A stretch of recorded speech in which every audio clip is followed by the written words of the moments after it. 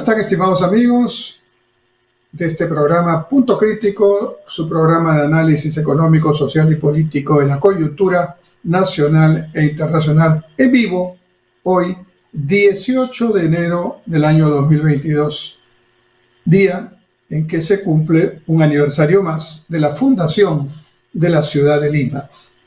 Un 18 de enero de 1535, hace 487 años.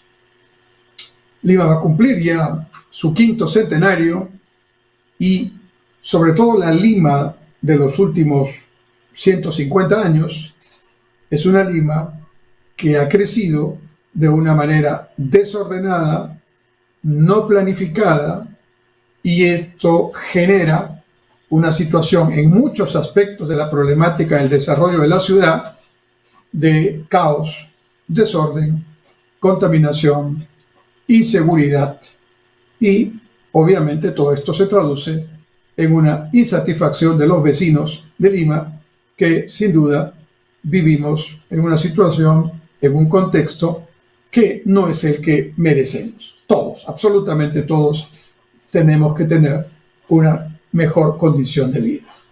Vamos a dedicar el programa de hoy, a propósito de que estamos precisamente conmemorando este 487 aniversario de la fundación de la Ciudad de los Reyes, o de la que se llamaba irónicamente Ciudad Jardín, y que hoy tiene tan pocas áreas verdes por habitante frente a otras ciudades del propio Perú. Vamos a dedicar entonces este programa al análisis de la problemática de la ciudad.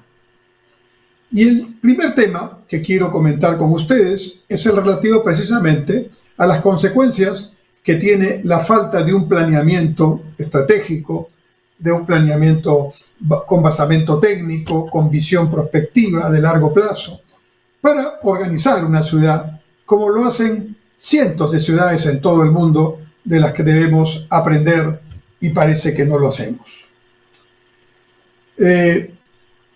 Lima tenía un crecimiento con una población relativamente manejable hasta las primeras décadas del siglo XX.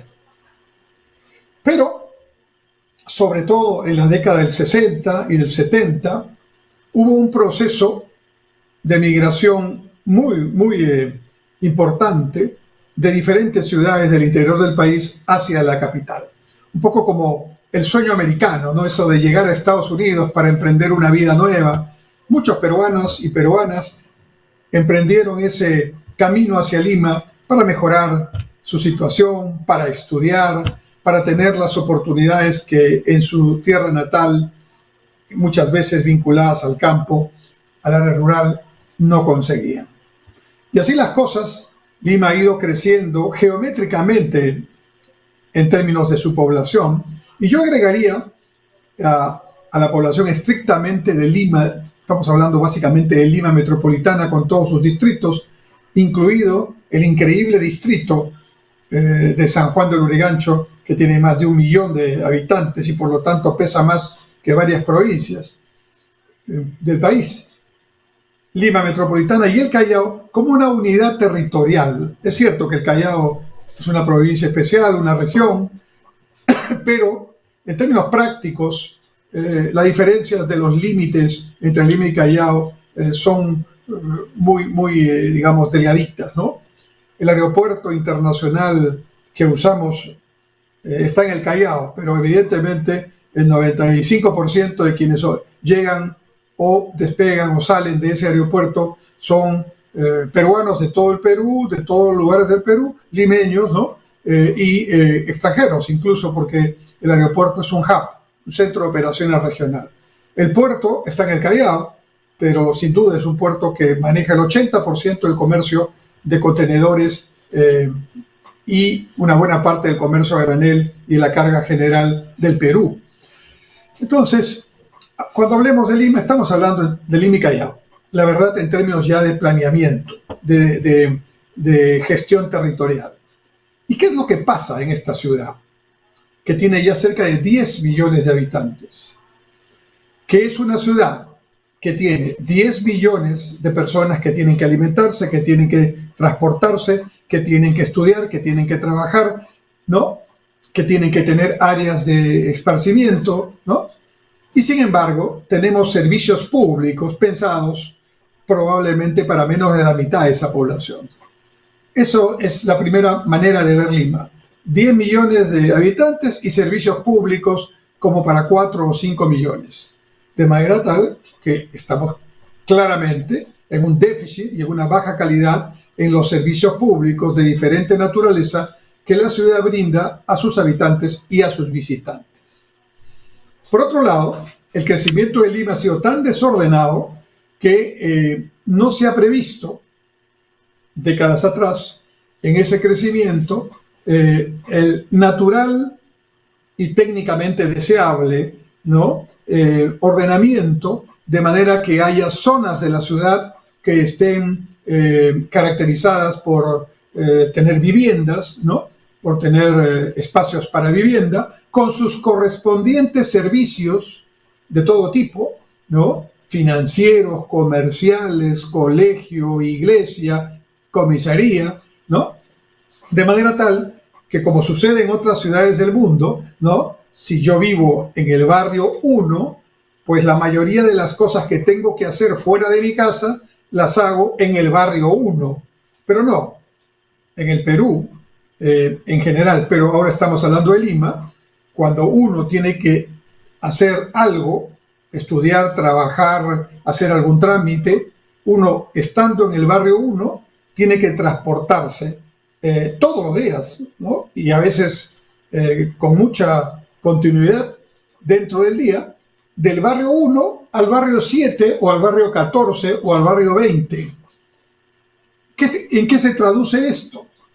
Aparte del crecimiento desordenado y sin un orden y una lógica de servicios públicos para el ciudadano, en un nivel caótico del transporte y en un sistema de vías urbanas absolutamente inadecuado, al punto que, por ejemplo, la carretera Panamericana Norte, ¿no?, llega a Ancón y sigue atravesando Lima, pasando por muchos distritos, ¿no? Santa Rosa, Ancón, Santa Rosa, Puente de Piedra, Caraballo, y así.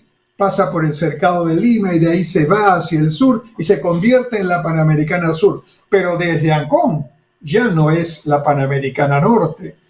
Claramente es la Avenida Panamericana Norte, ¿no? Y cuando ya estamos pasando el hipódromo de Monterrico y ya estamos en la llamada Panamericana Sur, estamos en la Avenida Panamericana Sur, ¿no?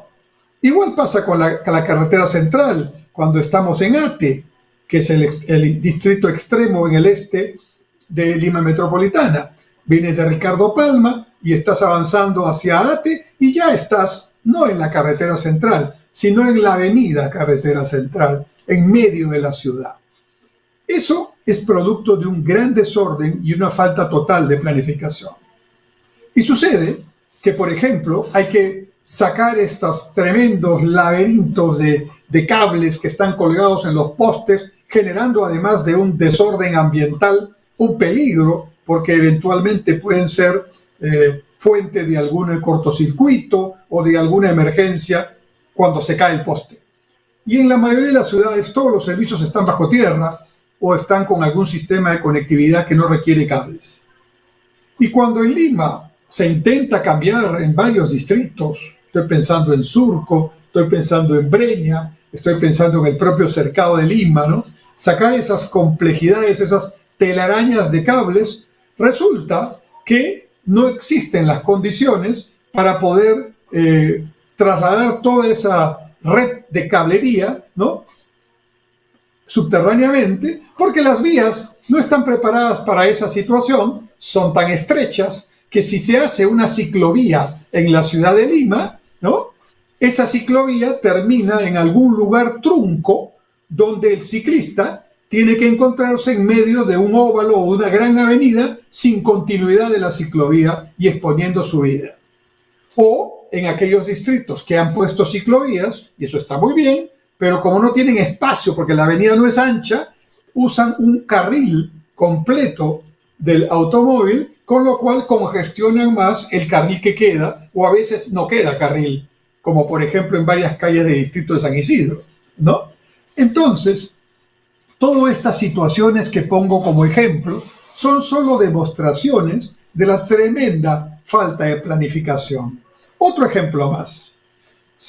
Con recursos de todos nosotros, que no son abundantes, financieros me refiero, municipios hacen obras de pistas y veredas, a veces con concreto armado, hermosas pistas, pero no tienen la precaución de que antes de hacer esa obra y de poner el concreto, que una vez puesto ya queda hermoso, pero único, ¿no? y sólido, no tiene la precaución previamente de convocar a todos los proveedores de servicios públicos, los de energía eléctrica, los de gas, los de agua potable, los de cualquier servicio que tenga necesidad de trabajar subterráneamente, para decirles cuáles son sus planes de intervención en esta avenida que estoy pavimentando o que estoy convirtiendo en concreto, convirtiéndola en una vía digamos, cara, pero al mismo tiempo de muy buen servicio. Y entonces, ¿qué sucede? N casos, vías nuevecitas, con el asfalto así reluciente de una obra nueva o con concreto armado, también ya, que empiezan a cortarse a las pocas semanas o meses de haberse inaugurado para poner el cable o el tubo de luz o lo que haya que poner. Y no una vez, varias veces. Y la otra característica muy común de este desorden es que cuando se va acercando diciembre y los alcaldes no han hecho su trabajo eficaz y eficientemente con los cronogramas correspondientes, empiezan a apurarse para gastar los saldos presupuestales que todavía no han gastado, y entonces tenemos que en plena fiesta de Navidad y Año Nuevo, tenemos un mes antes y un mes después, vías totalmente cerradas porque los contratistas están haciendo de las suyas en el sentido de estar haciendo las obras, pero complicando el tráfico más allá de lo que ya es complicado en temporada alta. ¿Todo esto tiene sentido? No tiene sentido, ¿no? Estos son ejemplos del tremendo desorden y de la falta de planificación. ¿Qué es lo que hay que hacer? Bueno, definir de una vez por todas, porque hay planes, les cuento, no es que esto lo esté inventando, esto ya se ha discutido muchas veces, ¿no? Hay planes, y además actualizados, que dicen que hay que hacer. Una de las cosas que habría que hacer, ¿no?, es precisamente desconcentrar el trabajo de Lima, que es una ciudad unicéntrica. De alguna manera tenemos que ir hacia el centro de Lima, desde el sur, desde el este, desde el norte, desde el Callao, etc. De manera tal que haya varios polos, ¿no?, descentralizados dentro de la misma Lima, que permitan que nosotros no tengamos que desplazarnos tanto en distancias largas y en tiempos complicados para ir de un lado de la ciudad al otro, para hacer un trámite, para trabajar o para estudiar, en fin. Entonces, esta situación de la falta de planeamiento es el primer problema de nuestra ciudad. Y yo veo con preocupación, ¿no?, que algunos alcaldes con muy buena intención lo ponen en su campaña. Por ejemplo, el actual alcalde de Lima, el señor Muñoz, incluyó en su agenda, en su oferta electoral, el ejercer ese trabajo planificado. Quizás la pandemia, quizás los acontecimientos que en estos momentos sufrimos todos, y también en Lima obviamente, no han permitido que lo haga, pero definitivamente no sabemos ni se conoce que esto haya empezado por lo menos a enfocarse de otra forma. Pero lo más grave es que si hay alcaldes como el que menciono, que no están ya en su último año de gobierno y no vemos que hayan desarrollado esta tarea, hacen tareas, como todos los alcaldes, una obra por acá, otra obra por allá, pero no de una manera coherente, de una manera organizada, no de una manera sistémica, para ir enfocando este problema. Pero además, con preocupación vemos que quienes se perfilan como candidatos para la alcaldía de Lima, porque les cuento que este año 2022 tenemos en octubre elecciones municipales y regionales, y se va a elegir alcaldes en todo el Perú y gobernadores regionales también. Y en Lima vamos a tener un nuevo alcalde o una nueva alcaldesa. ¿Y quiénes se perfilan como candidatos según las encuestas? Ya estamos a pocos meses en realidad. La campaña electoral municipal regional va a empezar en poco tiempo. Varias personas que acaban de ser candidatos a la presidencia de la República. Yo me pregunto, no es que no puedan, ¿ah? Pero en tan corto tiempo, las elecciones generales han sido hace unos meses, ¿no? ¿Se estaban preparando para Lima? Perdón, ¿se estaban preparando para ser presidentes? ¿O estaban tan improvisados como el actual presidente Castillo, que nos está demostrando todos los días que no se preparó, que no pensó tal vez ganar y que ya en la gestión está generando muchos errores diarios como consecuencia de esa improvisación? Pero bueno, estos candidatos a presidencia de la República, ahora varios de ellos van a ser candidatos a Lima para alcaldía. Mi pregunta es, y va directa, ¿ustedes quieren ser alcaldes de una ciudad que tiene tantos problemas para resolver sus problemas, los problemas de la ciudad, o para utilizar Lima y la alcaldía como una plataforma para volver a ser candidatos a la presidencia en la elección del 2026? Si es lo primero, bueno, bienvenidos y vayamos a ver cuáles son sus propuestas, aunque algunos también ya han sido candidatos a Lima. Pero la democracia es así, pueden repetir, el pueblo es el que decide. Pero si es lo segundo, como algún candidato incluso ya lo dijo, ¿no? Voy a presentarme a Lima, pero estoy pensando después presentarme a la presidencia de la República. No sé si eso sea posible finalmente, pero el que solo lo piense ya indica de que no está haciendo un esfuerzo por entender esta problemática de Lima, que en muchos aspectos es más complicada. Lo digo de manera muy consciente. En muchos aspectos, estar a cargo de la alcaldía de Lima es mucho más complicado que ser presidente de la República. Faltan recursos, hay un problema demasiado complejo que tiene décadas y no tiene el soporte el alcalde o la alcaldesa de Lima, que tiene un presidente de la República con todos los ministerios y todo el aparato público trabajando bajo su conducción. Este primer problema de la falta de un plan, de un planeamiento, es quizás 70% del problema. Porque de ese problema derivan otros que sentimos día a día y a los cuales voy a ir en un análisis que desarrollaré en el siguiente bloque. Vamos a un pequeño corte y volvemos en Punto Crítico para seguir analizando Lima en el aniversario 487 de la Ciudad de los Reyes. Regresamos en un momento.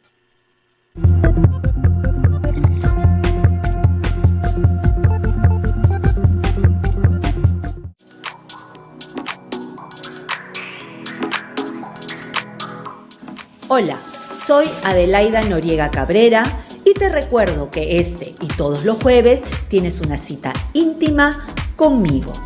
Y ahora tendremos más tiempo juntos, de 7 a 9 de la noche.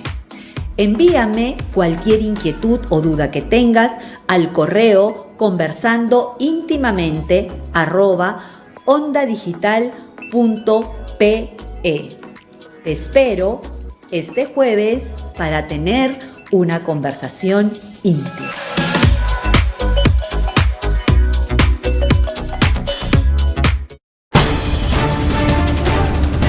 Los miércoles a las 9 de la noche los espero en Lapsus por Onda Digital Perú para que sepas la verdad, para que te enteres lo que realmente debes saber y para que no te dejes engañar por otros que siempre mienten o engañan a la población. Lapsus, Onda Digital Perú, miércoles 9 de la noche.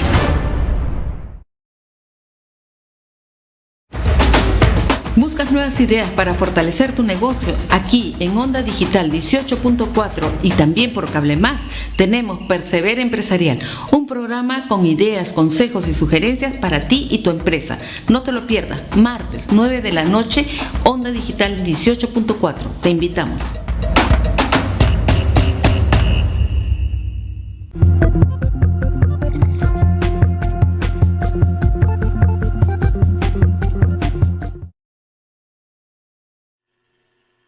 Estamos de nuevo, estimados amigos, en Punto Crítico, en vivo, hoy, 18 de enero del año 2022, Día de Lima, Día de la Fundación de Lima, 487 aniversario desde aquel 18 de enero de 1535, cuando el fundador de la ciudad, el conquistador Francisco Pizarro, decidió que la capital iba a ser aquí, en Lima, y no en Jauja, como se le había sugerido o él mismo lo había pensado en algún momento. Una de las razones por las cuales se eligió Lima como la capital en esta ubicación es que estamos muy cerca del Callao y por lo tanto tener la posibilidad de un puerto o un embarcadero, pensando como lo pensaban los conquistadores españoles, para sacar el oro y la plata que venía de todas nuestras minas de la sierra principalmente, era sin duda una de las razones fundamentales. Su ubicación estratégica al centro del Perú y al centro de América del Sur también era clave para dominar desde aquí, y así fue. El virreinato de Lima fue el principal virreinato de toda la colonia.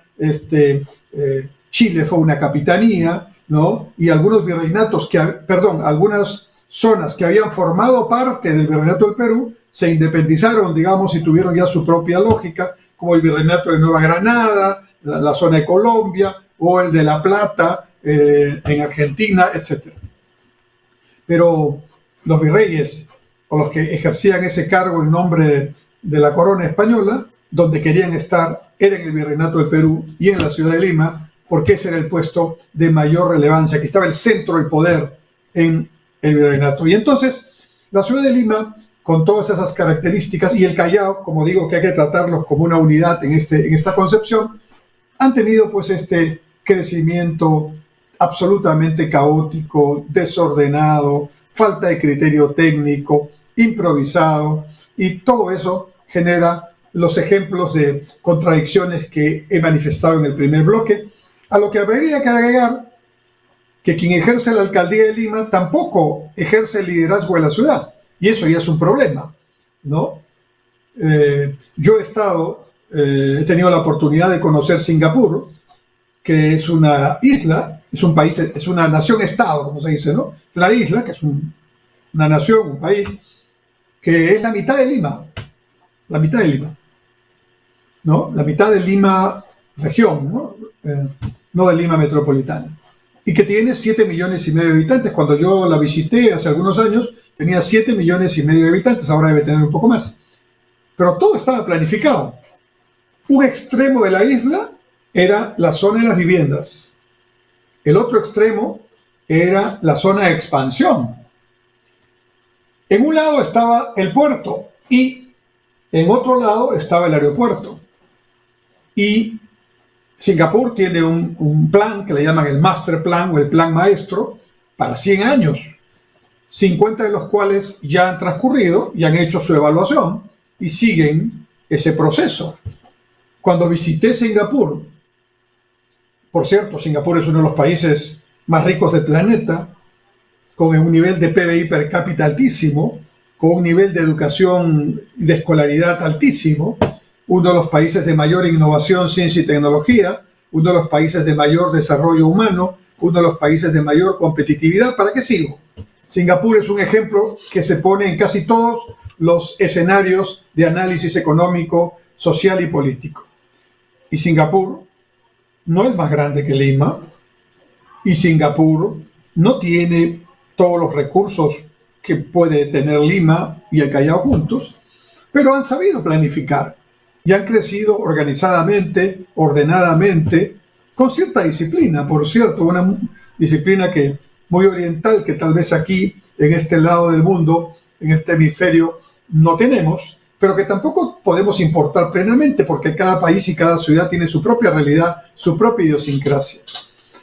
En este segundo bloque, quiero hablar entonces de la realidad que este desorden ha provocado en el transporte y cómo esta situación caótica en el transporte público y privado significa una menor calidad de vida para quienes vivimos en la ciudad de Lima y también en el Callao.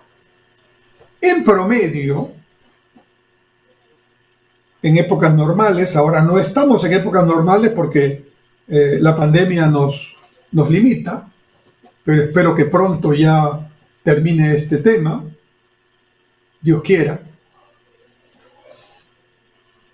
Nosotros en promedio normalmente dedicamos alrededor de 3 horas diarias de nuestra vida a estar en el trayecto A, de ida o de vuelta. Trayecto al trabajo, trayecto al estudio, trayecto al trámite, a donde sea que tengamos que irnos. Como dije al principio, no tenemos la facilidad de poder hacer nuestros trámites, estudios y trabajo en una zona cercana a donde vivimos, que sería lo ideal. Eso, estimados amigos, se planifica. Y planificado que esté, funciona. No es ningún invento. Cuando, por ejemplo, en Estados Unidos van a hacer una supercarretera, una de las vías rápidas, de alta velocidad, ¿no? Esta vía se hace con un trazo, se respeta inviolablemente el derecho de vía, no se puede construir alrededor de esas supercarreteras. Se ponen luego servicios, ¿no? Servicios para atender a las demandas que va a tener la población. Y luego, en un tercer anillo, se ponen viviendas. Contrariamente a lo que sucede en Lima y en muchas ciudades de Sudamérica, que nosotros vamos yendo por la carretera y encontramos a derecha e izquierda barrios completos, incluso pegaditos a la carretera, ¿no? Con lo cual la carretera se convierte en la avenida, como lo dije en el caso de las Panamericanas y de la carretera central en Lima. Entonces, eso demuestra que estamos creciendo mal. En cambio, cuando ustedes ven esas supercarreteras en Estados Unidos, no van a ver una vivienda ahí al costado de la carretera, porque las viviendas están prohibidas de desarrollo. No se hacen desarrollos inmobiliarios ahí. Tienen sus espacios. Y esos espacios tienen que estar obligatoriamente junto a sus servicios públicos. De suerte tal que si haces una vida relativamente normal, no tienes por qué estar movilizándote hacia otro barrio o hacia otra ciudad.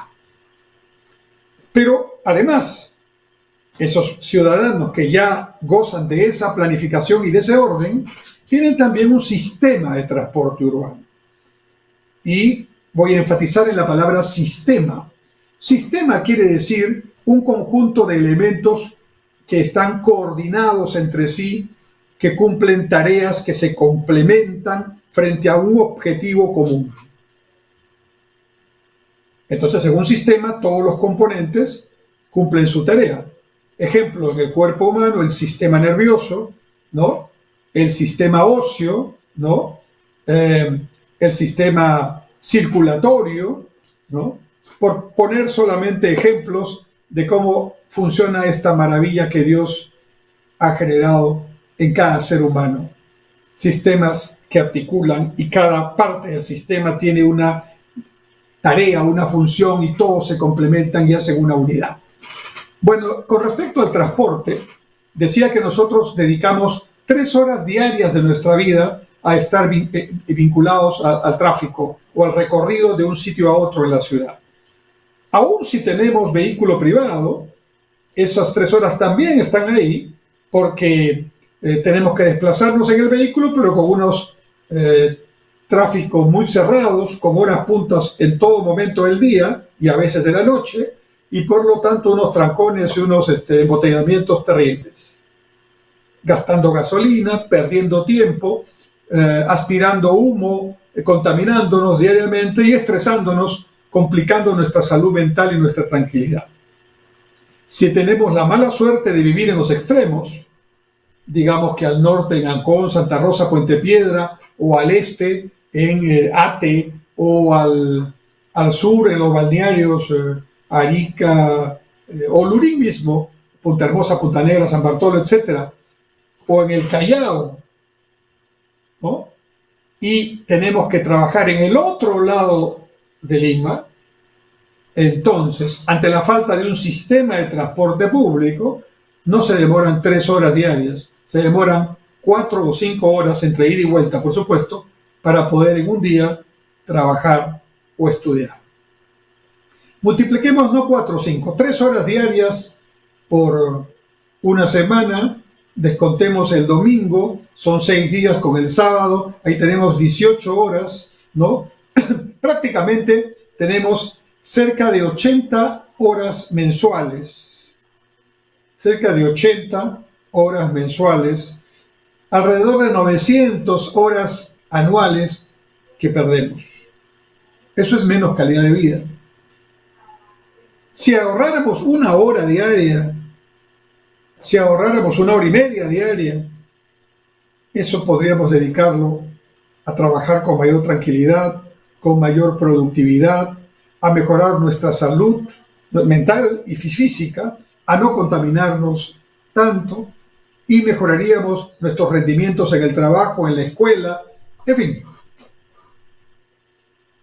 No tenemos un sistema de transporte público. Es más, tenemos oferta de transporte público nuevamente caótica, desordenada, antigua y contaminante. Técnicamente, cuando una ciudad ya tiene cerca de 4 millones de habitantes, ya debe tener planificado su sistema de transporte público para los próximos 50 años. Cuando tiene más o menos 4 millones de habitantes. Lima y Callao juntas tienen 10 millones de habitantes. Y tuvieron 4 millones de habitantes hace 40 años. Quizás un poco más. Por lo tanto, estamos 4 o 5 décadas retrasados en lo referente a un sistema de transporte público.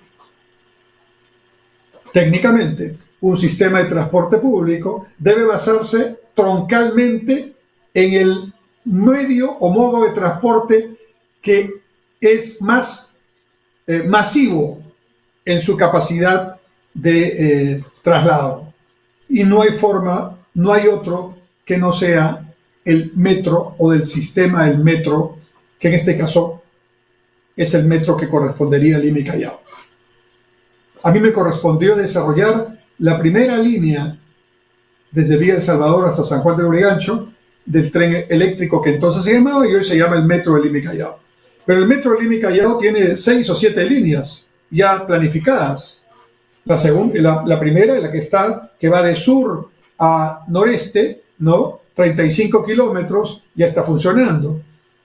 Desde desde Villa El Salvador hasta San Juan de Lurigancho, 350.000 personas diarias hacen ida y vuelta, lo que hacían en 3 horas o 4 horas quienes tenían que desplazarse a La Victoria o a San Juan de Lurigancho desde el sur o viceversa, hoy día dedican 1 hora y media, o sea que se ahorraron 1 hora y media de su vida que lo pueden dedicar a descansar, a trabajar, a estudiar, o una cosa muy sencilla, o a llegar más temprano a la casa para por lo menos alcanzar que los niños pequeños puedan dormirse cuando todavía tú llegas a la casa y los ves, lo que significa un gran refuerzo emocional para esos niños. Yo recuerdo los cuentos que me contaba mi madre para poder dormir cuando yo era pequeñito, y eso mismo lo apliqué con mis hijos y mis hijos con mis nietos. Pero ahora es un lujo, porque el tiempo no lo tenemos de sobra. Y existen miles, millones de personas que salen a trabajar muy temprano en la madrugada y regresan a su casa muy tarde en la noche. Solo ven a sus hijos despiertos el sábado o el domingo. Entonces, ¿cómo están esos hogares? ¿Cómo están esa integridad o unidad familiar? ¿Cómo están esos hogares disfuncionales donde aparece tanta violencia, tanto feminicidio, tantas drogas, tanto abandono, tanta deserción escolar? y tanta pobreza. Un tema está vinculado al otro. No podemos hablar de un tema separado del otro.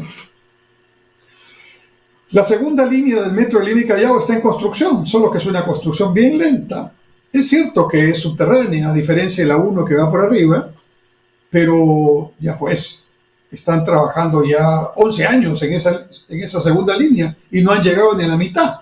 Esa línea va desde Ate, frente al municipio de Ate, en la carretera central, llega hasta Santa Anita, toma Ayllón, va por Grau, de ahí en Grau se junta con el paradero del Metropolitano, de ahí toma Venezuela, va hasta la Universidad Nacional de San Marcos, ahí dobla en Universitaria, se va por Amézaga, llega a Colonial, hacia izquierda, se va hasta el Callao, con un ramal de 7 kilómetros hasta el Aeropuerto Internacional Jorge Chávez. Todo por abajo, 20 metros abajo. Es probable que en 2 años podamos tener la línea desde Ate hasta el Paseo Colón. Y tal vez al ritmo que van, en 3 años más, podamos tener la vía hasta el Callao completa, con lo cual se completa la cruz y ya están en estudios, ya deberían licitarse las líneas 3, 4 y 5 y 6 que ya están planificadas, que son complementarias a esta 1 y 2. Ese sistema de transporte tendría que ser liderado por las 6, 7, 8, 9, 10, porque esto va a seguir creciendo, líneas del metro, como funciona en cualquier megaciudad. Y luego vienen los corredores segregados, porque el metro no puede atender a toda la demanda, pero un tren con 6 vagones, ¿no?, lleva a 200 pasajeros en cada vagón, son 1.200 por viaje. Y no hay bus articulado que pueda llevar 1.200 por viaje. Menos una combi, menos un micro, como lo llamamos. Menos un taxi colectivo, ¿no?, que son los sistemas precarios e informales que tenemos. Entonces, el sistema de corredor segregado, que tiene una vía dedicada, que es el metropolitano, en el caso de Lima, tiene una vía, una troncal, que tiene que irse hasta Ancón. Todavía no llega ni siquiera a Puente Piedra, ¿no? Debe llegar hasta Ancón, pero hay 2 troncales más que tienen que construirse. De manera que habría que completar las 3 troncales de metropolitanos con sus alimentadores, con sus integradores, que son los buses que van a complementar ese trabajo, como otras ciudades también ya lo hicieron. O sea que hay trabajo para todos, pero hay que organizarlo. Hay que ya dejar de improvisar. Y desde ahora hay que decir, bueno, quieren comprarse una nueva unidad, ya no te compres una nueva unidad petrolera, porque en 10 años ya tenemos que ver movilidad eléctrica, no petrolera, pero además porque estamos trabajando en un sistema de transporte que en tantos años tendrá que tener estas rutas ya cubiertas. Y quizás podríamos hacer que parte de los transportistas que hoy se dedican a este transporte caótico se reconviertan, se capaciten y puedan adquirir unidades que vayan en el objetivo de los segregados, de los corredores de integración, de los complementarios. Ahí no queda. Las vías rápidas urbanas tienen que establecerse para hacer 2 o 3 circunvalaciones a Lima y Callao. El primer anillo de circunvalación hay que hacerlo en el llamado anillo vial periférico, que conecta el Callao, digamos la Panamericana Norte, con la Panamericana Sur, que circunvala Lima y Callao, de manera tal que se convierta en el corredor camionero y los camiones ya no entran al centro de la ciudad, y eso permita descongestionar también. Pero ahí no queda la cosa. Hay que organizar a los taxistas. Hay 200.000 taxistas, pero todos están peleándose por el mismo cliente. Hay que organizarlos, segmentarlos, sectorizarlos, localizarlos y comprometerse para que ellos hagan un trabajo eficaz, pero que no se canibalicen buscando al mismo cliente al mismo tiempo y que, por lo tanto, no cumplan el objetivo. Y los autos particulares también tienen que tener la lógica de complementar este trabajo del público. El público tiene que ser complementado también con las ciclovías, pero ciclovías completas y bien organizadas, ¿no?, seguras. Y además, en las zonas altas, hay que ver cómo resolvemos ese problema. Ese problema hoy día lo resuelve el mototaxi, que por cierto, ahí sí es importante para subir a la zona alta. En otras ciudades como Medellín han puesto monorrieles para acercar de la parte alta a el paradero del metro. ¿Por qué no? Hay que aprovechar las mejores experiencias, ¿no? Y entonces ese sistema de transporte podría desarrollarse para tener 3 objetivos. Primero, que todos tengamos posibilidad desde nuestra casa, nuestro centro de estudio, nuestro centro de trabajo, de conectarnos con alguno de estos sistemas, varios modos de transporte, ¿no? A no más de 200, 300 metros de nuestra casa o nuestro estudio, y ahí me conecto con el taxi, o me conecto con el metropolitano, con el integrador, con el alimentador o con el metro de Lima y Callao. Y no tengo que tomar un bus para llegar al paradero del otro, que es en realidad el que me lleva a donde tengo que llegar. Por eso se demoran tanto. Primero, que a no más de 300 metros de donde vivo, donde estudio, donde trabajo, yo tenga un paradero para conectarme al sistema.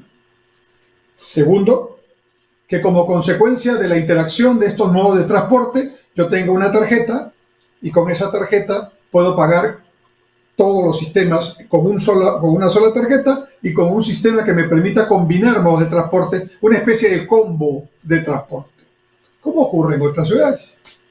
¿Se puede hacer eso? Por supuesto. Lo único que hay que hacer es unificar los sistemas de contabilidad y los sistemas de control en una central única de pago, y se hace un sistema de compensación como trabajan los bancos y como trabaja Bogotá, Santiago, Nueva York, Barcelona, Tokio, México. Y como tercer objetivo y como consecuencia de los otros 2, que en lugar de dedicar 3 horas diarias de mi día, de mi vida, a respirar petróleo, a gastar gasolina o a perder mi tiempo, pues rebaje por lo menos 1 hora de mi tiempo, ojalá más, en promedio, y esa hora la puedo dedicar a mi trabajo, a mi estudio, a mi descanso, a lo que yo considere que es lo más importante en mi vida. ¿Saben cuánto cuesta 1 hora perdida diariamente y 1 galón de gasolina 84 a precio de mercado gastado en esa hora adicional, que son 2 hipótesis muy razonables? Cuesta $4.000 millones al año, que pagamos todos con nuestro tiempo perdido, con nuestro trabajo no utilizado o con el sobrepago que tenemos que hacer en los 2 o 3 vehículos que tenemos que tomar. $4.000 millones anuales en Lima y Callao. ¿Cuánto costó la línea 1 con todos sus complementos y lo que se había construido antes? $2.000 millones. ¿Cuánto está costando la línea 2? Alrededor de $6.000, $7.000 millones. Parecen cifras muy caras, pero si sumamos, en 2 años tenemos $8.000 millones gastados y ya está pagado la línea 1 y casi toda la línea 2. Entonces, podemos concluir, y vamos a parar aquí para pasar a un tercer segmento en un momento, que cuanto más nos demoremos en completar el sistema de transporte público organizado para los 3 objetivos que les he sugerido, más nos va a costar, el mantener la ineficiencia que el adelantar las inversiones para lo que sabemos tenemos que hacer. Volvemos en un momento en el último bloque de Punto Crítico.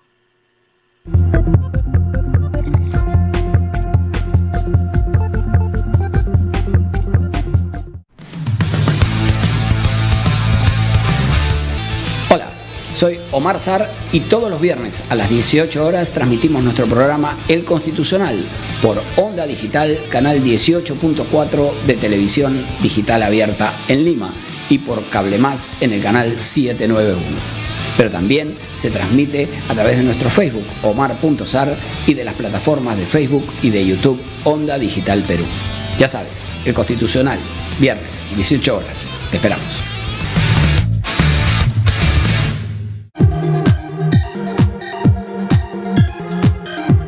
Hola a todos, soy Elena Pérez Vargas y los invito a ver todos los martes de 8 a 9 de la noche Panorama Público por Onda Digital Perú, con las entrevistas y análisis a los temas políticos, sociales del acontecer nacional e internacional. Todos los martes de 8 a 9 de la noche, Panorama Público.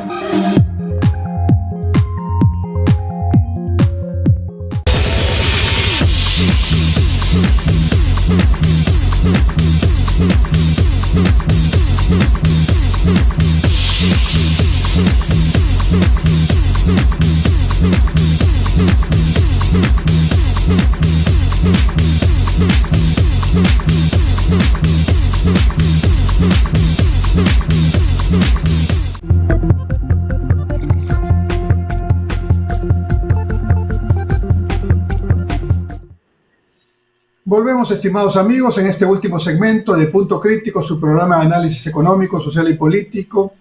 Hoy en vivo, martes 18 de enero del año 2022, cuando se conmemora el 487 aniversario de la Fundación de Lima, un 18 de enero de 1535. En el primer bloque hablamos de la falta de planificación y su impacto en la vida de todos nosotros en Lima y Callao. En la segunda parte utilizamos como uno de los elementos consecuencia de esa falta de planificación el caos del transporte y dimos una solución para enfrentar este problema. En este último bloque quiero conversar con ustedes sobre otros aspectos de la problemática de la ciudad que son también de muy difícil manejo, porque no todo el control de los aspectos que lo causan lo maneja el municipio. Uno de esos temas fundamentalmente es el relativo a la inseguridad ciudadana, que es uno de los problemas, probablemente el número uno, junto con la falta de empleo que hoy día tiene el ciudadano, el habitante de Lima y Callao. Y ahí tenemos varios problemas. El primero de ellos es que la inseguridad es un tema que constitucionalmente le compete resolver al Gobierno Nacional a través del Ministerio del Interior y operativamente a la Policía Nacional. Es cierto que los municipios colaboran con los serenazgos, pero es cierto también que el serenazgo está en una posición muy minimizada de acción, muy de apoyo a la policía, y eso está bien, pero en realidad es la policía la que tiene la inteligencia, es la policía la que tiene el respaldo constitucional para actuar, para detener a una persona que está cometiendo un delito y para desarrollar otras acciones propias de la tarea de la función policial. Entonces, lo primero que hay que hacer aquí es que volvemos al problema de la falta de liderazgo conjunto del alcalde o alcaldesa de Lima, porque cada distrito va por su lado. Y como una demostración de que cada distrito va por su lado, les voy a poner solamente, en honor al tiempo, 3 elementos de la inseguridad que pueden ser corregidos, pero no son corregidos por esta desconexión de no tratar como una unidad, como un sistema la ciudad. Primero, los sistemas de vigilancia o de videovigilancia para la seguridad ciudadana que tienen los distritos, no lo tienen todos, pero algunos tienen excelentes sistemas como Miraflores, San Isidro, Surco, Puerto San Borja, ¿no? Y otros tienen una precariedad de sistemas, como por ejemplo los balnearios del sur, o como por ejemplo Santa Rosa, o estoy pensando en algún otro distrito, ¿no? Entonces, primera cuestión, no hay un desarrollo unificado en esta infraestructura digital para ayudar en tiempo real a la veeduría y al seguimiento y a la investigación y a la inteligencia policial. Pero segundo, lo más grave, estos sistemas no conversan entre sí y por lo tanto no se pueden convertir en un ojo unificado de toda la ciudad, que sería lo ideal, ¿no? Tenemos aquí pequeños ojos de diferentes tipos y tecnologías que no pueden conversar. Se ha hablado mucho del serenazgo sin fronteras y algunos alcaldes tienen la suerte de tener a colegas alcaldes en los distritos fronterizos con los que pueden conversar y hacer trabajos articulados. Pero la verdad de las cosas es que, excepto la policía que hace un trabajo en toda la ciudad, ¿no?, los serenazgos actúan hasta la línea limítrofe en la que ya empieza el otro distrito, y si el delincuente es avesado y con cierta lógica para cometer el delito, pues ningún delincuente comete delitos en su mismo distrito. Se van a otros distritos a cometer el delito. Y cuando los persiguen, pues si los serenos son los encargados de esa tarea, en muchos distritos o no hay las cámaras, o no hay la interconexión de las cámaras, o los serenos solo actúan con un reducido número y con pocos apoyos de comunicación en línea hasta los límites de su distrito. Primer problema, ¿no? Segundo problema, yo soy economista y no puedo evitar mi sesgo de economista cuando hago algún análisis como este. Si los delincuentes roban porque lo que van a robar lo van a tener que convertir en dinero. ¿Por qué roban celulares? Que es lo preferido que se roba, que se trata de robar. Porque el celular, le quitan el chip, en fin. Los peruanos también tienen una habilidad tremenda para lo bueno y también para lo malo, hay que decirlo. Son habilísimos para generar condiciones para que ese celular no sea identificado y además pueda servir y sea vendido en los famosos mercados paralelos que se llaman las cachinas. ¿Qué es una cachina? Un lugar donde se venden cosas robadas. Lo sabe todo el mundo. En el extremo, algunas personas van y piden en la cachina a pedido que le den alguna pieza de un auto o, en fin, algún tema muy puntual, y los delincuentes van, buscan un vehículo o buscan lo que tienen que buscar y luego responden al pedido en una especie de delivery del delito. ¿Qué hay que hacer? Ahí sí la función es del alcalde. Bueno, hay que cerrar las cachinas. Alguien dirá, oye, pero estás afectando el trabajo de muchas personas. Pues que trabajen vendiendo cosas lícitas y no productos robados. Si el delincuente se le hace difícil comercializar lo robado, y además podemos hacer otras acciones tecnológicas, ¿no?, con ayuda del gobierno nacional, entonces pues ya no va a ser tan atractivo robar carteras para tener celulares, porque su objetivo no es tener ni coleccionar celulares, ni relojes, los tiene que vender.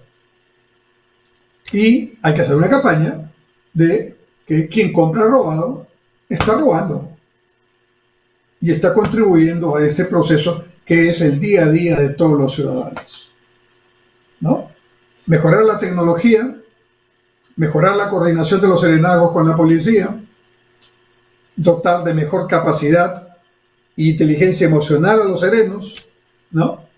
Y también afrontar este tema de la oferta y la demanda, eliminando las cachinas.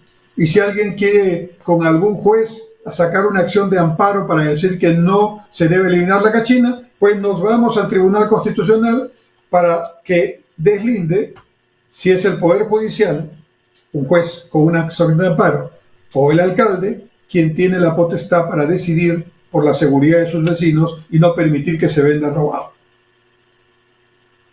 Lo tercero es la organización de la ciudadanía. La situación no es solamente lamentarnos porque hay robos todos los días. El robo tiene que ver con una problemática social también muy complicada. Pero hay robos todos los días porque también quien conoce bien quiénes son los delincuentes, dónde viven, cómo se llaman, cuáles son sus alias o apodos, son los ciudadanos, son los vecinos.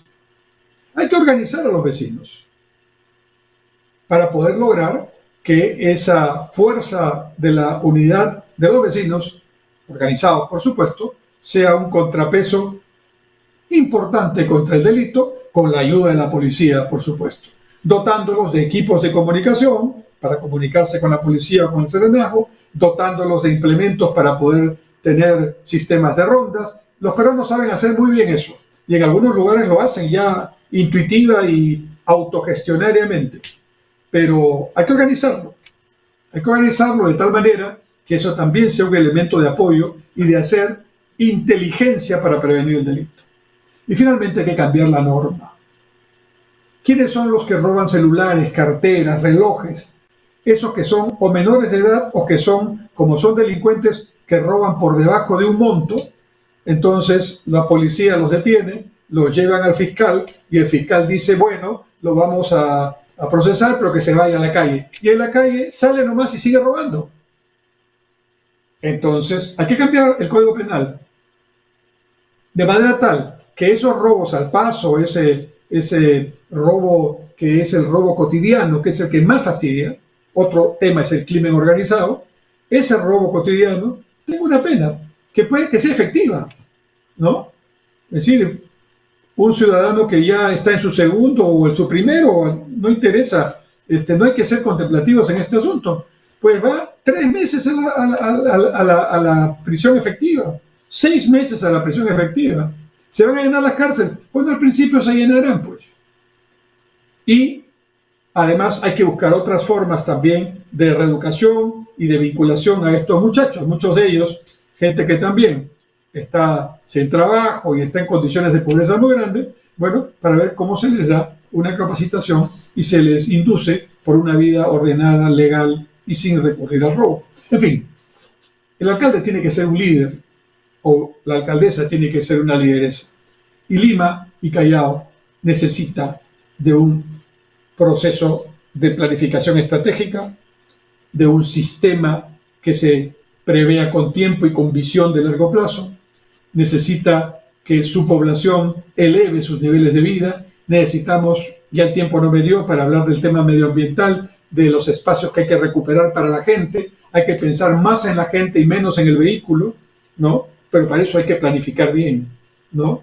Y coordinar todos los alcaldes con el alcalde metropolitano, que es, según la ley, quien tiene que dirigir y liderar este proceso de la ciudad. No puede haber una ciudad que tenga 20, 30, 40 líderes, cada uno va según su propio criterio y a veces en contra del otro. Conmemorando el 487 aniversario de la ciudad de Lima, hacemos estas reflexiones deseando de todo corazón que en las próximas elecciones que van a producirse este año, octubre del año 2022, tengamos candidatos y candidatas a la alcaldía de Lima serios, que ya estén estudiando los problemas de Lima y no vean a Lima como una plataforma política para presentarse luego a otra candidatura mayor y despreocupándose del principal mandato que los ciudadanos les damos, que es dedicarse a la ciudad. Mientras tanto, a todos los que vivimos en Lima, que 75% somos provincianos de primera o segunda generación y solo 25% son limeños, de padres limeños, decirles a todos feliz día de Lima y que juntos, con nuestro apoyo desde lo que podamos hacer, desde nuestra experiencia y especialidad y sobre todo con nuestro comportamiento, podamos decir en el próximo aniversario que hemos mejorado y ya estamos encaminando a la ciudad hacia un desarrollo planificado, sostenible, humano, sin contaminación, para felicidad de los que habitamos en la ciudad. Feliz aniversario de Lima, 487 aniversario. Y con ustedes, estimados amigos, Dios mediante, hasta el próximo martes a las 7 de la noche en vivo con su programa Punto Crítico, su programa de análisis de la coyuntura nacional e internacional en temas económicos, sociales y políticos por Onda Digital Perú. Hasta entonces, buena semana.